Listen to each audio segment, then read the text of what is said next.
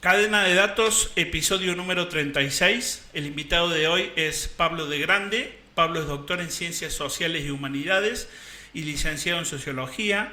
Actualmente es profesor e investigador de CONICET, del Consejo Nacional de Investigaciones Científicas y Técnicas de la Argentina y en el Instituto de Investigación en Ciencias Sociales. Hola Pablo, buenas tardes. Muchas gracias por sumarte hoy. Hola Andrés, ¿cómo estás? Un gusto participar. Bueno, arranco con la primera pregunta y en general arranco queriendo conocer cuál fue tu primer vínculo con el mundo de los datos abiertos. Me refiero a, si te acordás, cuál fue el primer proyecto en el que interactuaste con datos publicados por algún estado o alguna organización. Bueno, en definitiva los primeros datos abiertos que trabajé estrictamente son los datos de EPH, que muy tempranamente, de los que muy tempranamente INDEC publicó los microdatos. Cosa que después por ahí no pasó con los censos y con otras fuentes de datos, pero creo que la encuesta permanente de hogares, ¿Te acordás en qué año? sí, un poquito antes del 2000, digamos, en el Instituto Germani, este, en el equipo ahí, en el programa de Agustín Salvia. Yo todavía estaba como participando como estudiante, digamos, y en el grupo de investigación trabajaban con SPSS y con las ondas que les llaman ahí de la encuesta permanente de hogares. ¿Y te acordás cómo era la comunidad usuaria de datos abiertos en aquel momento? ¿Eran solamente investigadores o te acordás haber visto activistas, organizaciones u otra gente haciendo trabajo con datos abiertos?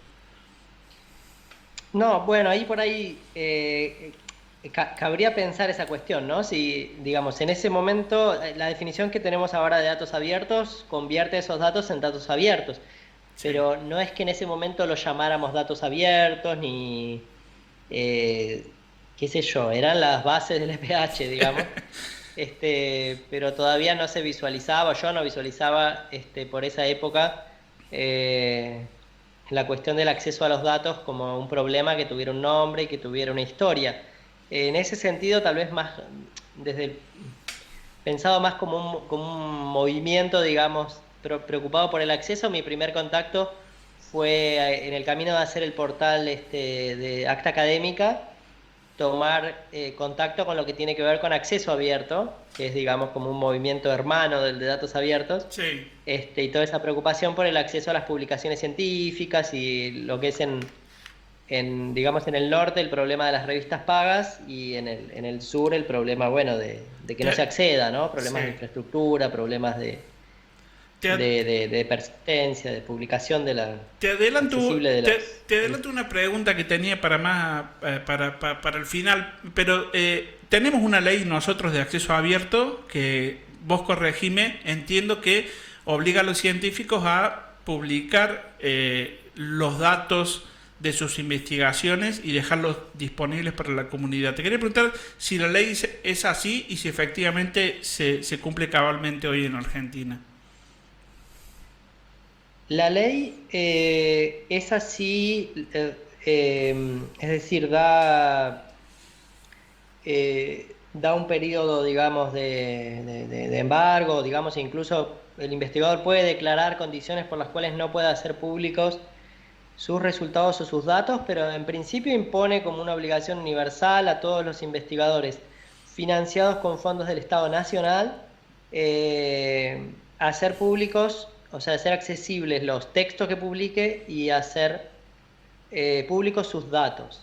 Incluso si eso está reglamentado, yo no he visto hasta la fecha, y lo que esa ley dice es que los entes financiadores, lo que en gran medida sería acá agencia y las universidades nacionales, agencia quiere decir los proyectos PICT, digamos, esas fuentes grandes de financiamiento, estarían obligadas a que en sus bases, cuando uno pide el financiamiento, uno tenga que especificar de qué manera va a asegurar que los resultados sean públicos en forma abierta. Bien. Eh, yo este año completé un pedido de un PIP, digamos, los proyectos de CONICET, y estoy participando de un PICT, y en ninguno de los dos formularios yo vi que hubiera una sección donde uno tuviera que prometer eso y Bien. menos un control por el cual hubiera que cumplir eso. O Así sea, que pienso que hay no como hay un una portal deuda de ahí datos de cumplimiento abiertos, y de exigencia. no hay un lugar que te simplifica a vos, vos y la persona, la gente que te financia tienen que encargarse de encontrar el lugar para publicarlo, pero no está centralizado en un portal único hoy. Bueno, claro, ese es, o sea, sí, a tu pregunta, digamos, es como si respecto a esa ley se han generado repositorios en alguna medida. Esos repositorios pueden o no tener información hasta donde yo tengo, digamos, contacto cotidiano. No es algo sobre lo que se haya presionado particularmente en los ámbitos que yo participo, por lo menos, a los investigadores para que esté esa accesibilidad. Y como investigador de CONICET te puedo decir que no hay un repositorio de datos donde yo como investigador de CONICET lo pueda subir, ni que en los proyectos que participo se me exige que lo suba a algún repositorio. Entonces, Bien. si bien, digamos, no están disponibles los repositorios de datos, como tampoco está la exigencia, digamos, todavía no se ha convertido en un problema, me parece, Perfecto. para los Está verde, investigadores, a entonces. pesar de que la ley existe hace varios años e incluso Sí. su reglamentación. Bien, bien, bien, bien. Sí. Te llevo a uno de los proyectos tuyos sobre los cuales me interesa mucho conversar. Yo conocí un poco de tu trabajo hace algunos años analizando los datos del censo de Argentina con el software Redatam. Y antes de preguntarte cómo fue ese trabajo, te quería preguntar qué es Redatam para la gente que no lo conoce. Ok. Sí, Redatam es un paquete estadístico que armó la CELADE dentro de la CEPAL, digamos, algo en definitiva de Naciones Unidas, hace más de 20 años ya, con la intención de que fuera simple distribuir los censos en un formato de CD-ROM, digamos, ¿no? En esos formatos de finales del siglo XX, y que fuera como autocontenido, que uno ahí pudiera pedir unos tabulados, unas salidas, decir, bueno, cuántas personas viven por provincia, Sí. y que ese software contuviera, ya resolviera la consulta y mostrara los totales sin tener que distribuir los datos y sin hacer que los usuarios tengan que conocer una herramienta para analizar. Eso es lo que hace hasta hoy día Redatam, Bien. y se han publicado censos de muchos países usando ese software desde entonces, O las sea, últimas 3 rondas. muchos países se benefician usando gratuitamente este software, que no es libre, entiendo, el código no es libre, pero sí es gratuito para los países que lo quieran usar. Y según entiendo, cuando vos analizabas los datos de los censos argentinos usando este paquete estadístico, te encontraste con algunas limitaciones y decidiste resolverlo. Quería preguntarte cuáles son las limitaciones y cómo decidiste resolverlo.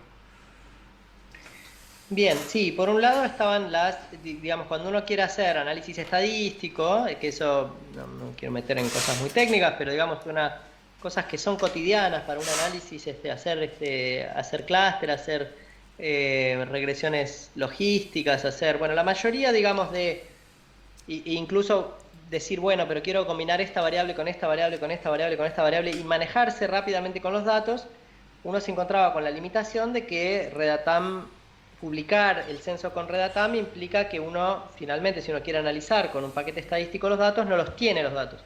No es la base de microdatos, digamos, cada persona en una fila lo que uno tiene, sino que es un software propietario donde uno puede hacer algunas salidas relativamente simples y algunas un poco más complicadas con un lenguaje propio que tiene, pero que no incluye ninguna de todos estos análisis más complejos. Exacto. Que es muy apropiado hacer con datos censales, porque justamente uno tiene mucho detalle de datos y finalmente no se podían aprovechar esos datos. Vos necesitabas los datos crudos, digamos el CSV o lo que sea, pero fila por fila los 40 millones de habitantes para tener la libertad de hacer todos estos análisis que me decís.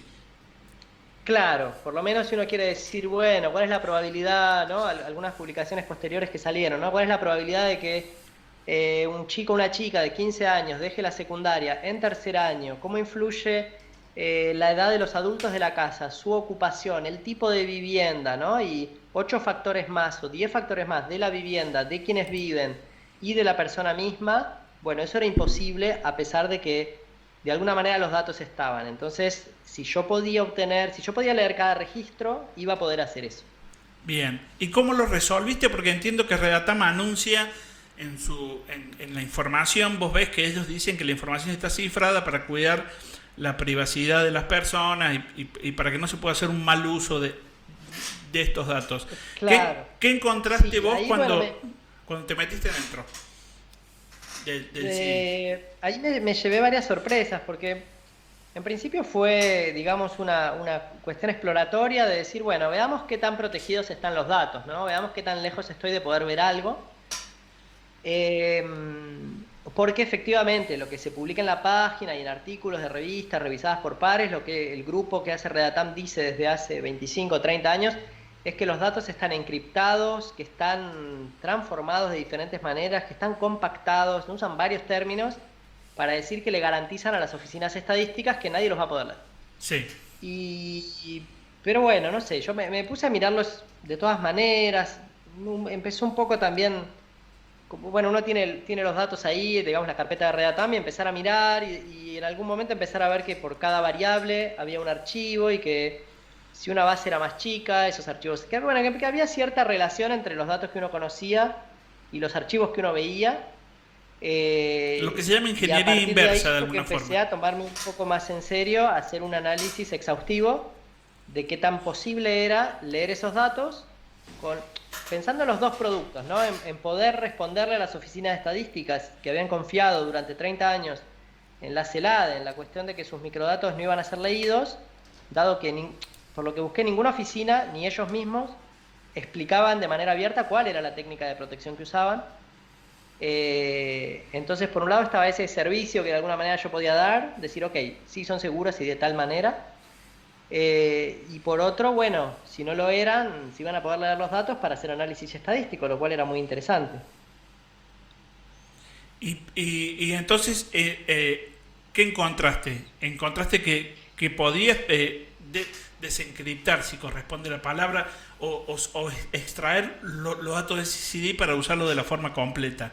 ¿Lo pudiste hacer? Claro, sí, lo que encontré era que ellos que no estaban comprimidos, que no estaban encriptados. Yo, habiendo trabajado con algunas cuestiones de encriptación, sabía que había algunos niveles de encriptación que se podían llegar a tratar de desencriptar si era alguna encripción relativamente simple, pero resultó ser que no había ninguna encripción en los datos, que estaban simplemente guardados en forma binaria, digamos, ¿no? Claro. Entonces, con binaria quiero decir que no eran archivos de texto, binaria como, no sé, como el antiguo formato de Word, Sí, sí, sí. ¿no? Que no era texto, pero que en definitiva había un archivo para cada variable y que si la variable tenía los grados de libertad que tenía, era que variaba de 0 a 3, bueno, iban a ocupar 2 bits cada uno, y que si uno empezaba a recorrer los datos y a achicarlos un poco, podía ir encontrando para cada tipo de dato cuál era la manera en que estaban serializados y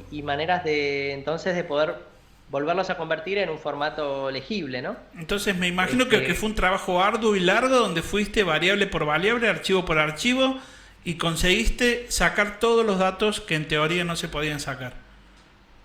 Exacto, sí. Y se lo Sí, avisaste. Dale, perdón, sí. seguí por favor. Sí, no, iba a decir que algo que me encontré en el proceso era que ellos fueron cambiando a medida que hacían versiones nuevas. Bueno, había habido cambios históricos, digamos, dado que el uso del software se extiende como por 30 años. Entonces, después de tener una versión que leía bien las bases con las que yo contaba y que a mí en principio podía usar como muestras, más las que podía generar, porque ellos te dan el paquete para generar bases nuevas. Entonces yo generé bases sencillas y las fui probando. Después tomé bases que estaban accesibles en general de censos o de encuestas. Y habiendo publicado eso, pasó que hubo personas que querían usarlo para bases que tenían de otros países y se encontraban que tal vez no funcionaba, y que entonces se ponían en contacto y mandaban su base. Decían, mira, con esto no me funciona. Bueno, lo miramos. Y entonces ahí hubo un proceso un poco extendido, sobre todo en el primer año, de ir haciéndola un poco más permeable a estos cambios que históricamente había tenido el formato, digamos. ¿Y se lo comunicaste todo Entonces esto al hubo equipo de Redatam? ¿Le dijiste, miren, pude desencriptar o extraer los datos que en teoría no se pueden extraer? Yo primero había tratado de hacer un contacto que no me había conducido a mucho. Después, como yo me había encontrado que el Redatam Web tenía un problemita que hacía que uno pudiera bajar las bases de Redatam desde en la página web, viste que hay Sí, sí, sí. ellos publican una parte web también, Sí, para que vos puedas hacer la consulta desde la web. desde hace algunos años hay una Ellos tienen versión web del sistema, sí. claro, como lo tiene el INDEC y así. Bueno, ellos tenían un problemita de seguridad que hacía que uno se podía bajar eh, todos los archivos de la base de Redatam, digamos, no solo las consultas, por cómo tenían implementado los pedidos de los reportes. Y como yo experimentando un poco ahí, poniendo un servidor propio mío y mirando eso, había visto que eso tenía ese problema, en ese momento los contacté comentándoles que había encontrado un problema de seguridad que hacía que todas las bases que ellos, en principio en el servidor web, están como escondidas atrás del servidor, se descarguen. Y Bien. ahí me ¿Y qué te respondieron. respondieron? Cuando yo les conté eso, me respondieron y tuvimos algunos intercambios y les conté más o menos cuáles eran los pasos para descargar así las bases enteras y para que pudieran hacer un patch o algo, ¿no? Sí. Eh, entonces ahí, bueno, me agradecieron, se comprometieron a hacer el patch y distribuirlo. Y después les pregunté que si tenían alguna opinión, que yo era también la persona que había hecho el conversor, si tenían alguna opinión de eso. Pero ahí ya no me No hubo más respondieron respuesta. más. O Sí. sea, oficialmente no se enojaron contigo. ¿Alguien te acusó de hacker? Porque estamos en momentos en que personas que hacen lo que vos haces, que es descubrir problemas o tratar de conocer un poquito más la tecnología, hay personas que han sufrido allanamientos y demás. ¿Alguien te trató de malo? ¿Te recibiste alguna crítica o no? No, por suerte no. En particular lo que yo hice, si bien, digamos, tuve algunas charlas y algunas, ¿no? Con colegas antes de publicarlo para pensar qué impacto, qué implicancias negativas podía tener, lo que yo hice es un conversor de archivos, digamos. O Sí, sea, no es que puse en circulación datos, ni exacto. que eran privados, ni nada de esas características. Tampoco el paquete en sí, en su publicación, dice algo acerca de, no sé, o sea, son archivos que no tienen su disco rígido y que los convierte de un formato al otro, Exacto. digamos. No debería Después ser es un decisión de problema. cada, digamos, bueno, después va en cada usuario qué base usa y si esa base tiene condiciones que no permitan convertirla, por ejemplo, a otro formato, pero Te, te, como de te- alguna manera no estaba previsto, me parece sí. esto, no trajo complicaciones, al menos por ahora. Te quería preguntar cuánto tiempo te llevó todo esto y si recibiste alguna financiación o el motor que impulsó esto fue tus ganas de acceder a los datos para hacer los análisis que necesitabas y nada más. Eh, Bueno, es difícil cuantificar, pero digamos que desde que empecé de manera un poquito más sistemática a descifrar todo el formato, hasta que estuvo terminado, tal vez fueron 6 meses de ponerme de ratos, de ponerme de ratos y avanzar un poquito más, porque no fue solo la especificación del formato, sino una herramienta que automatiza eso y que me ayudó en el proceso, pero que después la terminé de pulir como para que cualquier usuario la use y sea más o menos clara. Pero fue un proceso que yo creo que habrá durado algo de eso, ¿no? Entre idas y vueltas y ir probando y consiguiendo otras bases. Esa primera versión habrá llevado unos 6 meses de ponerse todas las semanas un ratito Bien, a pero avanzar. lo hiciste porque lo necesitabas y porque te gustaba. No, no fue parte de un proyecto Sí. específico ni con alguna financiación No, particular. no. Pienso que también hubiera sido difícil, por lo menos en las líneas de financiamiento nacional, hubiera sido difícil conseguir fondos, por lo menos en las líneas estándares en las cuales se financia, en el área mía, que es ciencia social, se financia sobre todo investigaciones convencionales en términos se entiende por eso, investigaciones que uno investiga una cosa y publica artículos respecto de eso. Pero si uno dice, me quiero poner a investigar un formato de datos, Más difícil. bueno, no sé ni a qué comisión a qué comisión, porque son por disciplina, ¿no? A qué Sí. disciplina hay que mandarlo, ¿no? Si uno lo manda a una comisión de sociología, eso yo creo que no recibe ni una primera lectura. Bien, entonces actualmente el trabajo está terminado, funciona y está libre todo el código de lo que hiciste en GitHub y cualquier persona se lo puede bajar y reutilizar. Exacto. Bueno, Sí, sí. te quería agradecer en mi nombre, pero también en el nombre de mucha gente. A mí me sirvió tu conversor hace muchos años. Me pude bajar toda la tabla, vi un CSV donde aclaremos que el nombre y el apellido de las personas no están incluidos en el CD, o sea, no se puede saber, pero Exacto. sí me tomé el trabajo de buscarme a mí mismo, filtrando por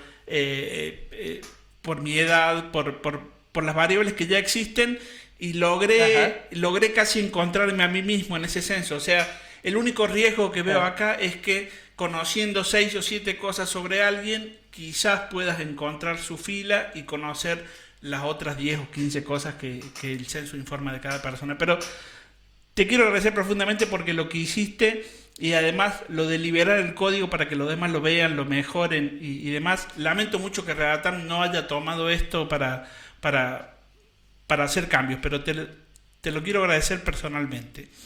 Eh, Sí, por ahí un último agregado con eso. sí, Recuerdo en un viaje quizá de Chile pude, ay, no recuerdo su nombre, pero conversando con una persona que me contactó sabiendo que yo iba a estar allá para, como parte buena parte del equipo de la CELAD, de la CEPAL, bueno, había algo de eso que tenía oficinas en Chile sí, los programadores están y, en Chile, sí. ¿cómo? Por Twitter encontramos en su momento, me acuerdo que Manuel Aristarán arribó a las mismas conclusiones que vos, no sé si al mismo tiempo después, y me acuerdo que por Twitter toda esta discusión pasó y encontramos a uno de los programadores que nos contó que en Chile estaba el equipo de desarrollo de Redatam. Ah, ok, bien. Esta persona también, alguien creo que sí, conocido de Manuel, él lo que, él habíamos ido juntos incluso a una entrevista con el INE, bueno, como si fuera el INDEC de allá, Sí, INE creo que se llama, el Instituto de Estadísticas, para ver si ellos podían hablar con la gente de Redatam y presionar un poquito, digamos, para que se abriera el formato, en virtud de que esta persona que me había contactado había hablado con gente del grupo de la CEPAL, digamos de Redatam, y que la primera respuesta que habían tenido era, respecto a abrir el formato, era, bueno, ¿para qué hacerlo si ya está abierto? Digamos, ellos habían visto el conversor, y habían visto que el conversor ya abría el formato y dijeron, bueno, ya está abierto el formato. bueno, pero No lo tomaron como una bandera propia, pero sí como, bueno, como algo más bien de facto por ahora. bueno, el resultado final es que pasó algo interesante, así que reitero mi agradecimiento. Te quiero llevar a otro proyecto que me sorprendió también positivamente y me interesó. Antes de pasar a este, pero vinculado a todos estos proyectos, vos sos, lo que yo veo en tu currículum es que vos no sos oficialmente desarrollador de software, pero me imagino que tu trabajo permanente con los datos te llevó a aprender a programar. ¿Cómo vos te considerás programador? Porque vi el código y lo que hiciste es lo que cualquier programador hubiera hecho, pero ¿vos te considerás programador? La cosa es así, yo aprendí de chico a programar. Ah, Fue como es que es un oficio familiar, llamémosle. bien. Porque sí, me aprendí con mi madre, que me enseñó de chico a programar, entonces, bueno, mucho antes de ir a la facultad y bueno, antes de ir a la secundaria, incluso yo ya estaba programando. Entonces es algo que lo llevo bastante natural, digamos. Bueno, Eh, qué bueno. Así que Y veo que combina muy me bien porque apasiona. veo cada vez más gente de la ciencia social haciendo cosas increíbles con datos, usando la programación como instrumento. Y te, te llevo de ahí al proyecto que sigue, que me parece más interesante todavía que el de Redatam, que es un proyecto que se llama Poblaciones, que salió ya, supongo, un año o un poco más, en donde pusiste un montón de datos. Vi Censo 91, 2001 y 2010 mapeados, pero también vi el mapa de techo de barrios eh, carenciados. Vi un montón de bases de datos, todas puestas en un mapa, todas juntas. Te quería preguntar cómo empezó este proyecto y qué fuente de datos empezaste usando y cómo fue creciendo eso. Sí, este proyecto empezó después de unos trabajos que hicimos con mapas junto con el Observatorio de la Deuda Social, con Agustín Salvia como coordinador. Bueno, quedamos como un poco insatisfechos de no poder poner a circular alguna de las cartografías que habíamos generado. Y a partir de eso estuvimos en todo el 2016 charlando de qué forma podíamos darle. Ellos probaron cosas con este producto de Google que ya no existe, que se llamaba Fusion Tables. Sí. Y a final de 2016 yo les acerqué a ellos esta propuesta de armar una plataforma propia de mapas porque del relevamiento que había hecho no había encontrado ninguna plataforma que permitiera que quien tenga datos los pueda subir, básicamente, más allá de algunos datos básicos, digamos, de algunas capas de ejemplo que podían ser gratuitas. Después se convertían todas en plataformas bastante costosas de mantener, que eran inviables, digamos, para grupos de investigación o incluso para algunos, digamos, organismos estatales, nacionales. Y por otro lado, todas las plataformas nacionales que ya publicaban datos espaciales, ninguna permitía a terceros subir datos, muchas estaban muchas veces caídas, y los formatos en que permitían descargar eran muy heterogéneos. Sí. Entonces había un panorama de datos abiertos cada vez más grande, pero una posibilidad de usarlos que implicaba desafíos también cada vez más grandes. No porque los datos fueran tan complejos, sino porque estaban súper dispersos en términos de formatos, de servidores, de formato de archivo, pero también de códigos. Entonces parecía que era oportuno tratar de hacer una plataforma que entendiera todo eso, y que entendiera también que quien mira los datos tiene una preocupación muchas veces de segmentación político-administrativa, ¿no? Y de decir, bueno, que para mi municipio, cómo todo esto funciona, ¿no? ¿Cuál es la realidad para mi municipio, no todo el país? O para mi región sanitaria, que estamos publicando ahora el recorte por regiones sanitarias, o el barrio, o la localidad, bueno, ¿no? Todos esos cortes. Y entonces pensamos en una plataforma propia, colaborativa, de datos que estén chequeados, que la fuente sea clara, cosa que tampoco pasaba en términos de metadatos, y que los datos no haya que subirlos recortados, porque ya en esa época estaba la ID del conurbano y de repente eran los datos del censo recortados para el conurbano. Sí. Y así de muchas localidades recortando los datos, que nos pareció una picardía, digamos, datos que están públicos a nivel nacional, no poder tenerlos ahí para todo el país y que quien quiera verlos recortados, bueno, ahí estuviera el recorte. ¿Y qué tecnología usaron? Porque hicieron un motor para mostrar los mapas y después cada mapa es una capa y puedo elegir las capas que quiera ver y puedo mezclar los datos que quiera, pero quería arrancar por el principio. ¿Qué tecnología usaron? ¿Vos fuiste parte de ese desarrollo inicial? Sí, un requisito que teníamos era que si cualquier organización académica, digamos institución académica lo quería usar, reutilizar desde cero, ¿no? En su propia instalación eso fuera posible. Y para eso queríamos no demandar demasiada exigencia de servidores. Bien. Y eso nos ponía un poco a contrapelo de la mayoría de las soluciones abiertas que existen, como era Carto, por ejemplo, que demandan que uno tenga un servidor donde uno pueda instalar el paquete y las cosas que requiere, ¿no? Sí. Y ponerlo después corriendo como servidor. Nosotros, aunque eso parece poco requerimiento para universidades de primer mundo, en el caso, todos los lugares que yo conocía, incluido CONICET, no proveen servidores virtuales donde uno puede instalar todo. Entonces queríamos que pudiera correr en un hosting común y corriente, por decir así. Y eso nos llevó a desarrollar desde cero toda la solución. Tanto eso como que el modelo de usuario es colaborativo, ¿no? Que cualquiera pueda subir, tampoco era parte el armar un mapa común no era parte de estos de GeoServer o de Carto. Entonces arrancamos de cero en algo que usa tecnologías súper simples por detrás, es decir, es MySQL, PHP, Bien. Y bueno, ¿no? JavaScript, por supuesto, el lado cliente. En cualquier hosting común, eso que acabas de nombrar funciona a la primera.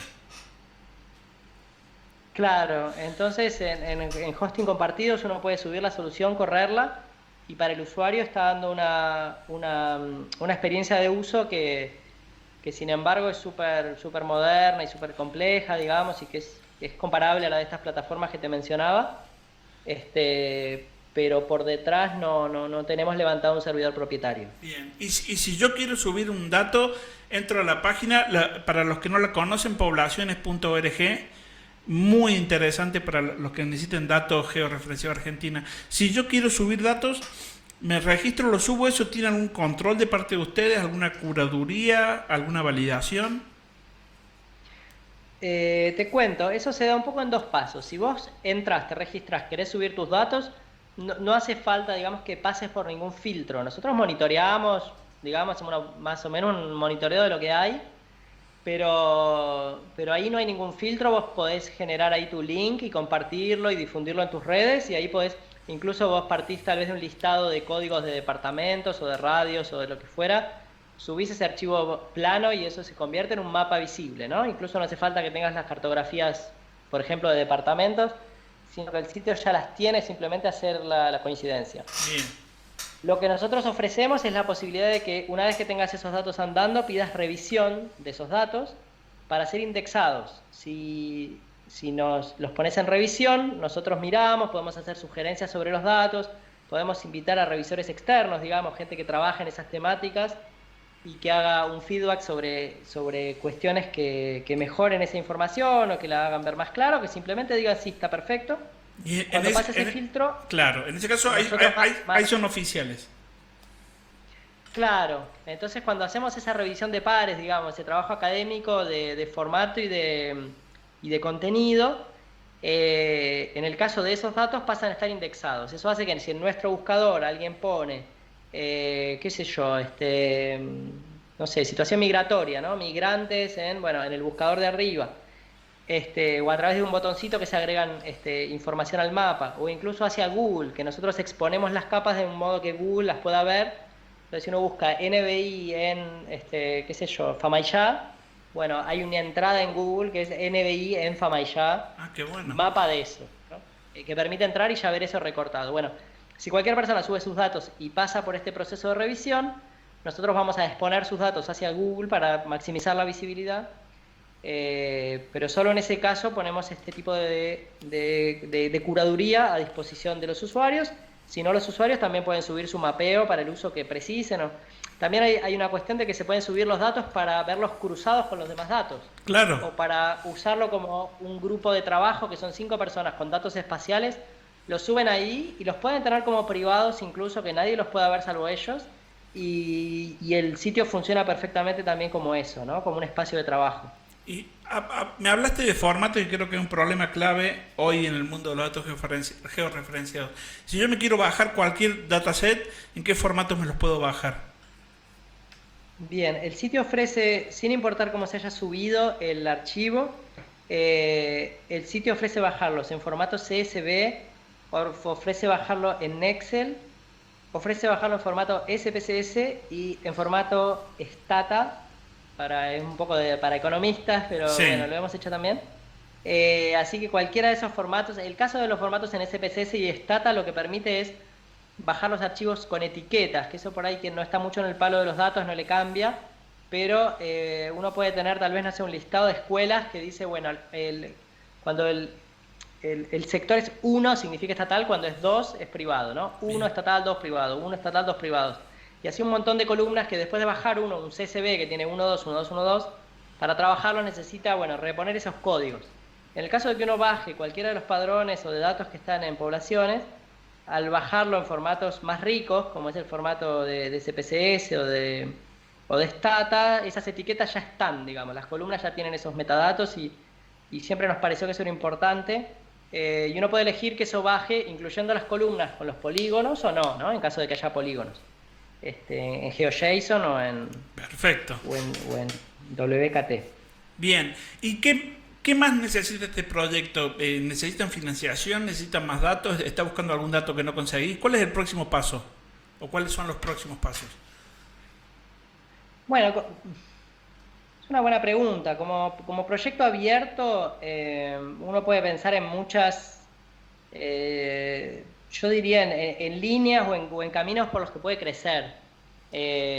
Más que necesidades, son oportunidades para crecer, me parece. Yo creo que es muy importante ir ampliando la base de usuarios, de gente que esté conforme con usarlo y que empiece a poner a disposición sus cartografías, que es en lo que estuvimos trabajando en este último año. Más allá de que la plataforma fue mejorando y agregando funcionalidad, fuimos acelerando esto de que haya más instituciones públicas. Estamos con convenios con el Ministerio de Desarrollo Social y con organizaciones del tercer sector. Los datos de Techo empezaron como datos que subimos nosotros porque eran abiertos, sí, y ahora es la misma gente de Techo que los administra y que bueno, manejan ellos ahí sus datos y los amplían. pero yo creo que tanto del ámbito académico como de ámbitos estatales, como del tercer sector, nos gusta que los productores de datos manejen ellos sus datos, es un poco el ideal de la plataforma y que nos empujen a mejoras. Pero la verdad es que no sé, hemos tenido tantas experiencias buenas. También hemos tenido este año una experiencia de alianza de una ONG que tenía un subsidio para desarrollo y que lo dedicó a que los programadores que ellos tenían agreguen funcionalidad al código abierto de poblaciones. Qué interesante. Y también eso fue muy interesante. Entonces, si yo tuviera que elegir, la verdad es que me costaría elegir entre alguno de esos caminos. Porque son un poco esos los carriles, ¿no? En la medida que se van consiguiendo recursos o gente interesada, se ponen un poco en mejorar la herramienta, un poco en mejorar los datos, y un poco pues, también hay datos que están en parte, ¿no? Como esto de las regiones sanitarias, ¿no? No sé si es un tema que por ahí se ve poco, pero casi todas las provincias tienen definidas regiones sanitarias a través de las cuales administran su salud, y sin embargo el Ministerio Nacional de Salud no tiene una cartografía de regiones sanitarias, no solo no la tiene pública, sino que en lo que hemos consultado internamente tampoco la tiene internamente.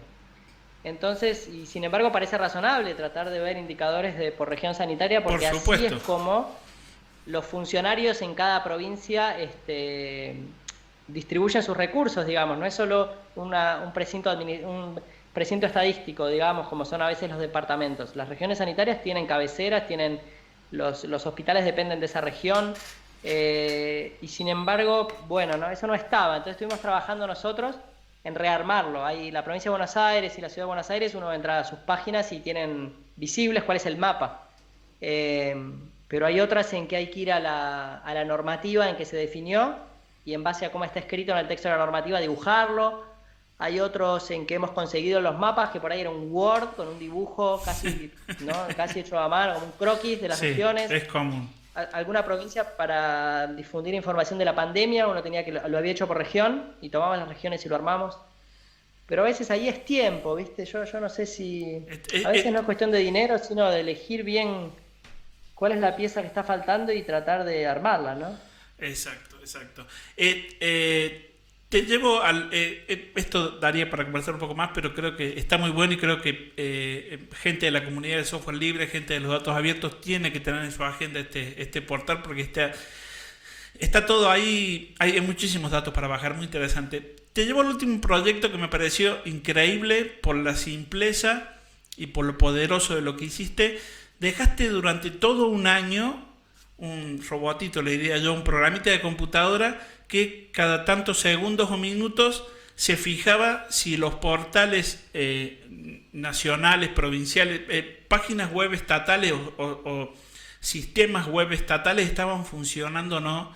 Me pareció súper interesante. Quiero que me cuentes un poquito cómo fue la idea y cómo eso y qué resultados tuvo después de un año de hacerle un ping cada 1 o 2 minutos a cientos de páginas web. Quería que me cuentes cómo empezó y cómo terminó, qué resultados obtuviste. Sí, te cuento. Bueno, es un poco, viste, en ese proyecto, la semilla de ese proyecto fue un poco una conversación con una persona en CAICIT, en una parte de CONICET que manejan revistas, y ellos estaban ofreciendo una plataforma para distintas plataformas de datos, que hicieron grandes avances desde CAICIT ofreciendo plataformas de datos, y uno de los obstáculos que me contaban que encontraban era que al decir, bueno, somos el Estado y te ofrecemos una plataforma, generaba como una reacción defensiva, ¿no? Como que había poca credibilidad en que el Estado argentino, por lo menos, pudiera sostener una plataforma tan estable como Google, o digo, como las que ofrece Google, o como la que ofrecen prestadores privados que en principio están sujetos a los vaivenes del mercado, pero como que el Estado con toda su estabilidad no podía mostrar eso.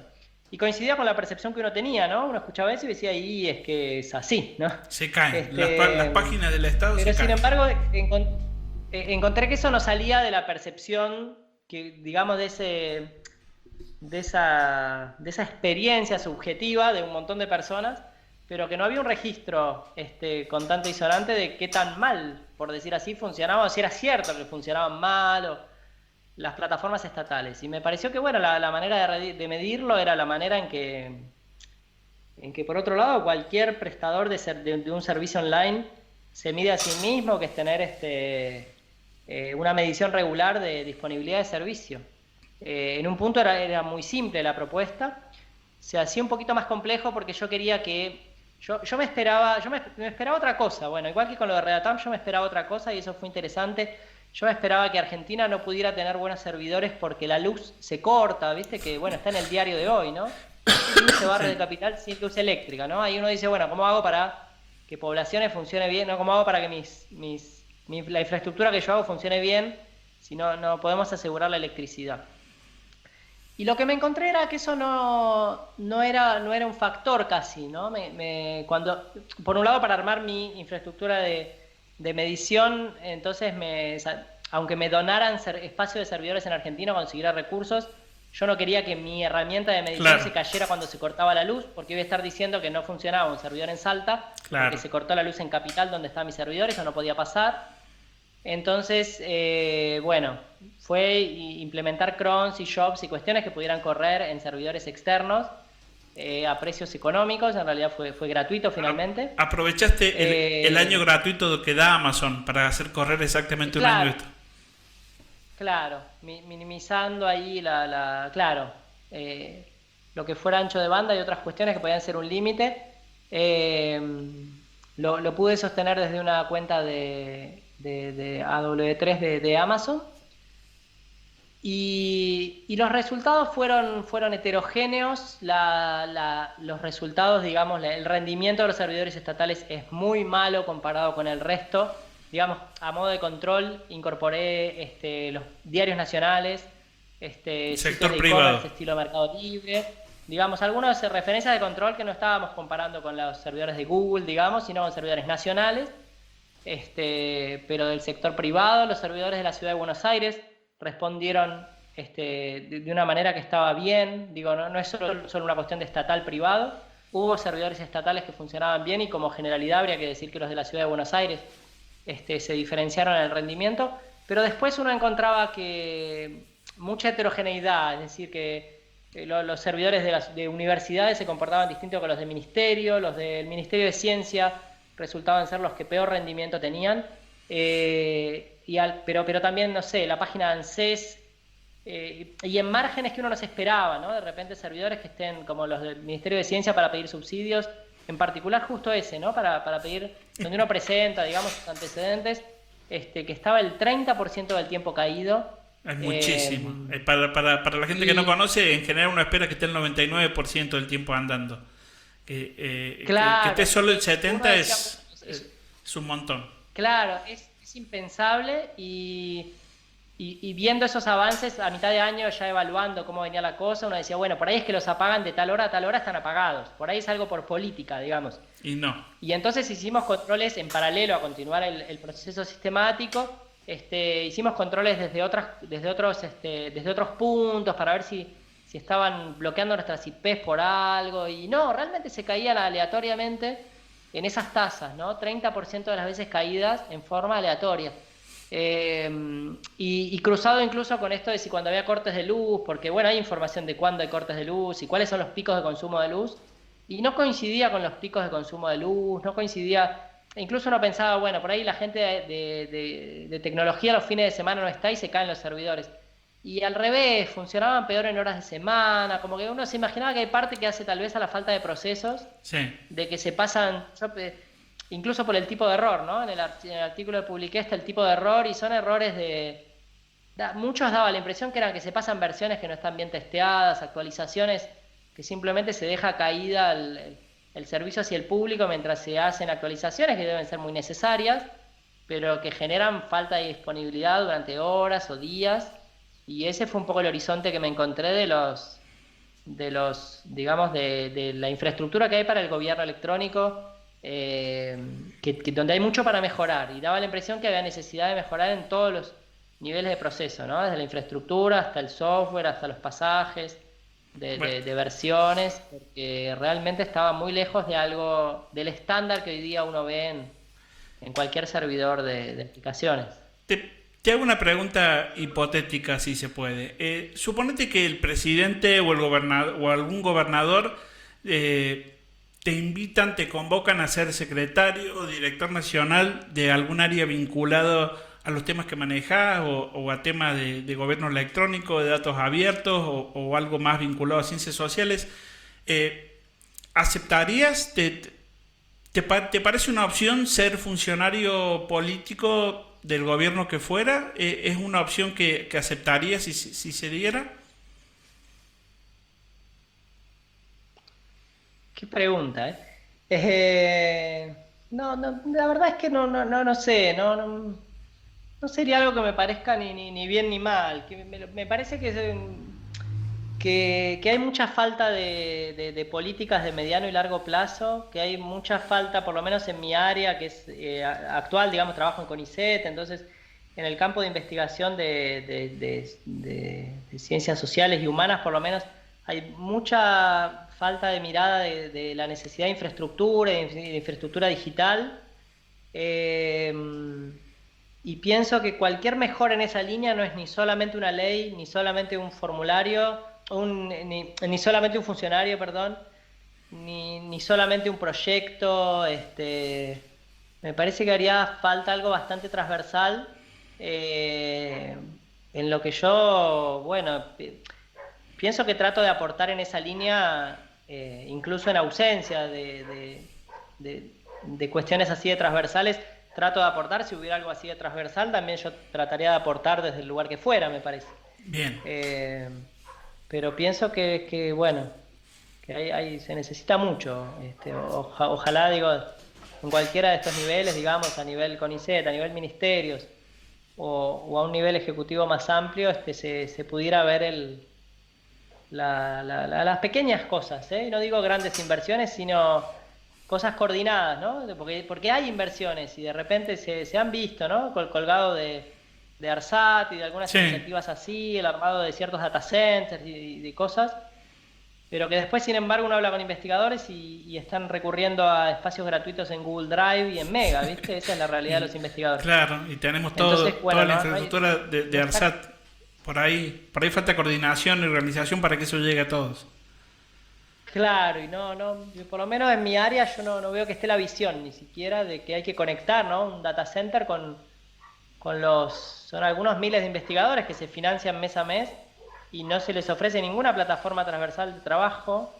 Y bueno, eso hace que los resultados tal vez no tengan el impacto que podrían tener. Exacto. Cuento rápidamente un ejemplo. Yo hace algunos años participé de un gobierno en el área de datos abiertos y cuando necesitaba infraestructura en mi municipio, el municipio en que yo trabajaba, no tenía más lugar. Me dijeron, si querés una aplicación más, acá no, busca lugar.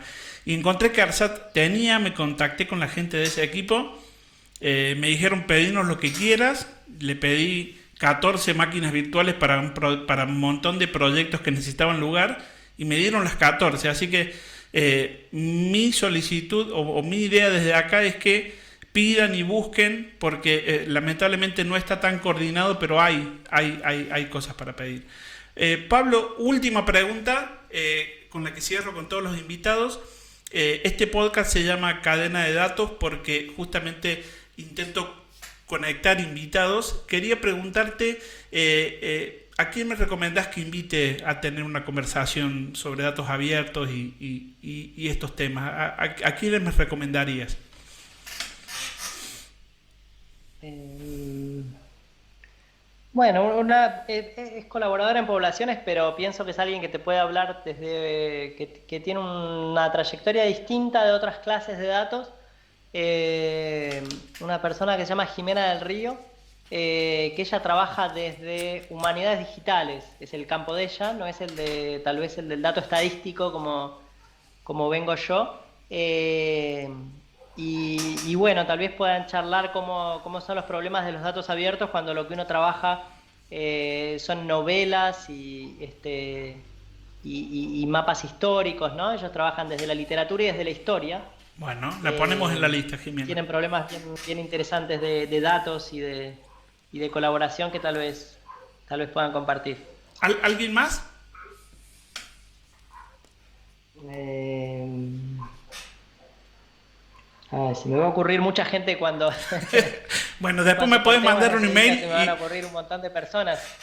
A mí me parecería interesante si pudieran, bueno, retomar la palabra también de cuál es la visión desde el lado de los funcionarios, ¿no? Sé que hay mucha gente trabajando con datos abiertos desde el Estado, y ahí hay puentes para hacer y también entre usuarios a veces como son los usuarios académicos que somos Sí, estatales que no nos reconocemos como tales muchas veces. exacto, exacto. Hay muchos puentes para hacer entre la parte, digamos, de gestión y la parte de investigación.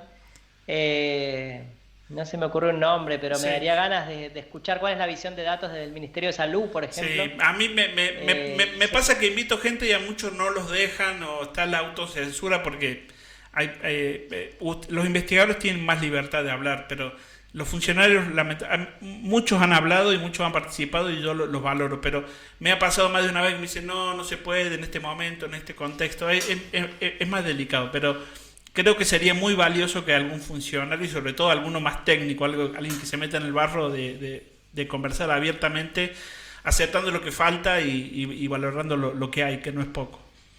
Eh, Pablo, te despido, pero quiero agradecerte particularmente porque veo que tenés un montón de proyectos, siempre liberás el software de lo que haces, siempre liberás los datos de lo que haces con una calidad suficiente para que otras personas lo puedan reutilizar. Así que te lo digo al aire, admiro muchísimo lo que haces y valoro y te agradezco muchísimo que hayas participado de este podcast.